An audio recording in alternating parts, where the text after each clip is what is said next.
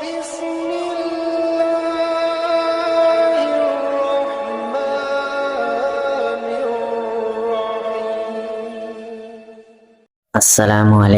warahmatullahi wabarakatuh.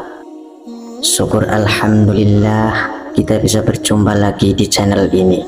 Sholawat dan salam selalu dan tetap tercurahkan kepada junjungan kita Nabi besar Muhammad sallallahu alaihi wasallam. Allahumma salli ala sayyidina Muhammad wa ala ali sayyidina Muhammad.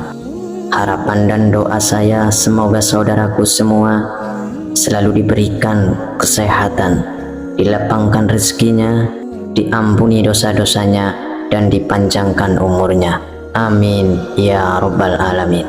Sahabat beriman yang dirahmati Allah, pada zaman yang serba canggih ini, budaya barat atau asing sudah biasa dilakukan oleh sebagian besar orang.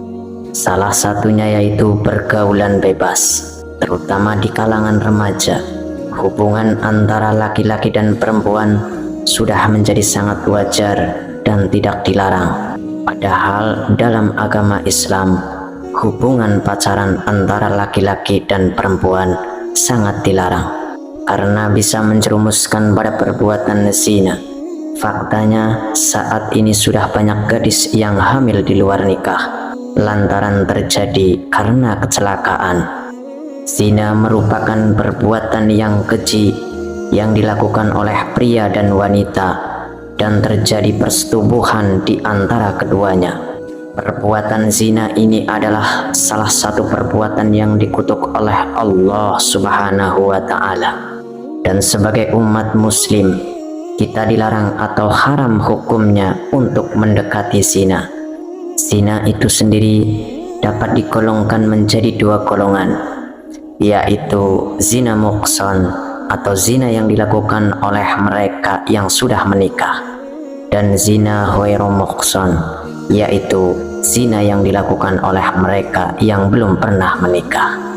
Sahabat beriman yang dirahmati Allah, adapun hukumannya adalah dengan cara dirajam atau dilempari batu hingga mati bagi pelaku zina muhsan, dan hukum dera atau cambuk serta diasingkan 1 tahun lamanya bagi mereka yang melakukan zina ghairu muhsan. Allah Subhanahu wa Ta'ala berfirman, perempuan yang berzina dan laki-laki yang berzina, maka deralah tiap-tiap seseorang dari keduanya 100 kali dera, dan janganlah belas kasihan kepada keduanya. Mencegah kamu untuk menjalankan agama Allah jika kamu beriman kepada Allah dan hari akhirat, dan hendaklah pelaksanaan hukuman mereka disaksikan oleh sekumpulan orang-orang yang beriman.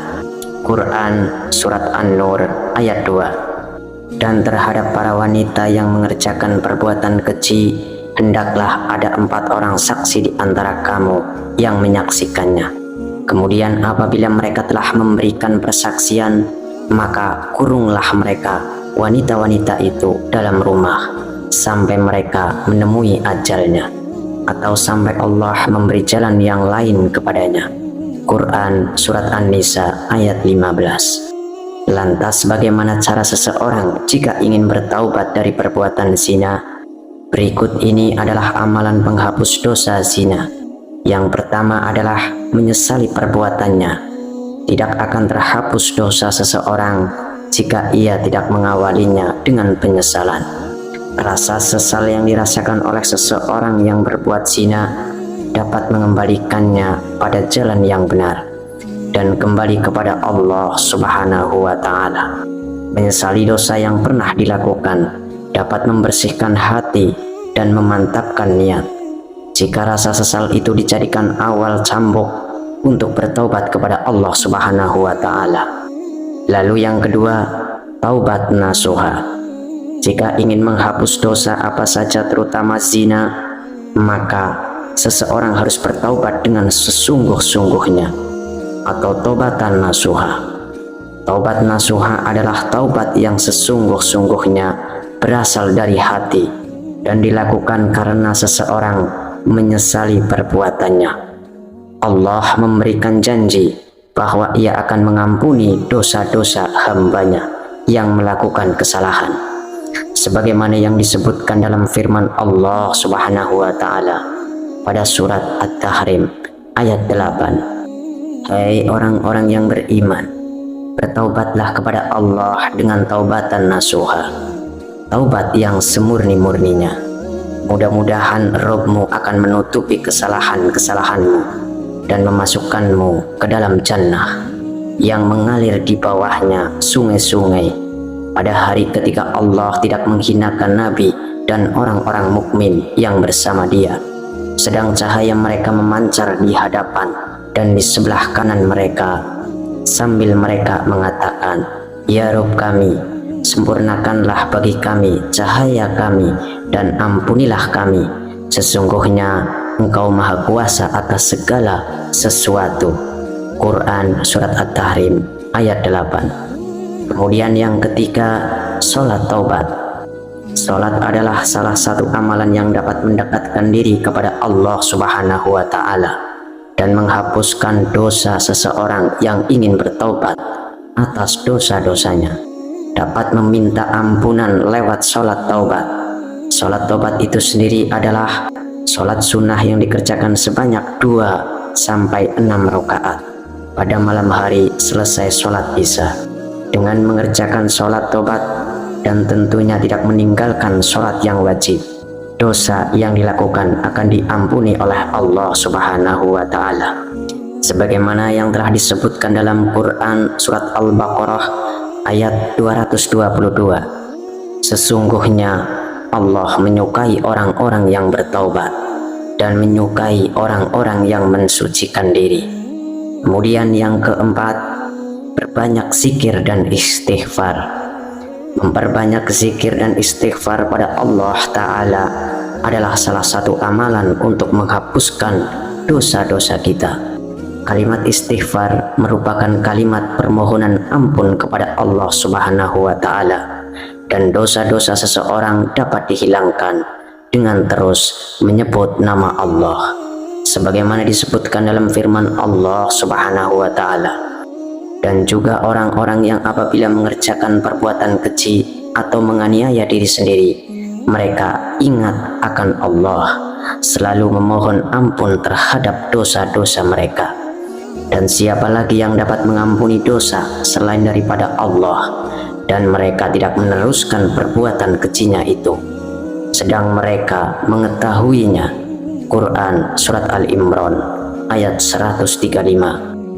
Lalu yang kelima, melakukan kebaikan pada sesama. Jika seseorang berbuat dosa dan keburukan, maka untuk menghapuskannya ia perlu melakukan hal atau kebaikan pada orang atau makhluk lainnya, seperti dengan bersedekah, menghapuskan hutang orang lain padanya, memberikan makan binatang, dan sebagainya. Seperti yang dikisahkan seorang wanita pelacur yang masuk surga karena memberi minum anjing yang kehausan. Lalu yang keenam, berpuasa.